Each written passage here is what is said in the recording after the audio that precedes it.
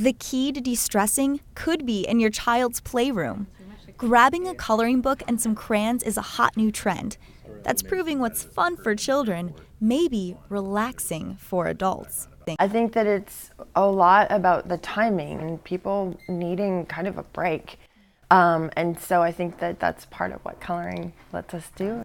Detach from everything and also return to something that was really comforting when we were kids. Psychologist Paula Bloom agrees. One of the things that happens when you're stressed out is this part of your brain, the amygdala, can get activated. It's the fear-based kind of part of your brain. And what happens when you color is you're engaging a different part of your brain, the frontal lobes. It's something that's both creative and it's also something that's logical because you're making choices. What's amazing about that is that when you're sitting there focusing, there's really no room for those thoughts of worry. Sounds great, but before you run off and grab your son or daughter's coloring book, there's something you should know.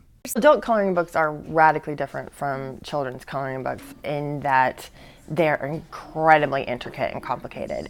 Those small spaces and intricate details require more concentration and dexterity, which is meant to help you focus and relax. Remember, coloring shouldn't be stressful. Some people can get kind of perfectionistic about it, right? And get more stressed and feel like, oh, I missed one color, or I was coloring this design that way. Hopefully, people can recognize they're coloring for themselves. It's like journaling. This is not about publishing it. This is not about doing anything public with it. It's really about the process for you.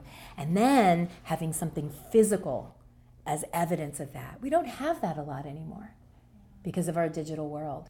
When we think of relaxation, being alone in a quiet, dark room might come to mind. But it turns out there may be some benefits to taking out the colored pencils at your next girls' night. There's a whole social aspect where people will gather and color. And what's amazing about that is that you can focus on coloring, but yet you can be social in talking. You're doing something with your hands that is relaxing, which almost creates more space to be present. If you have physical limitations like arthritis, don't worry. You don't have to count coloring out.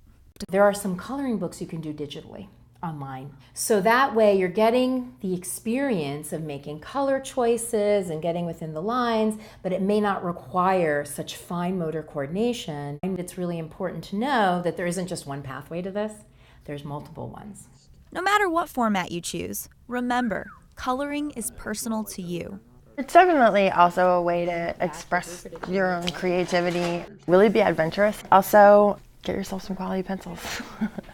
Kelly Bowman, CNN.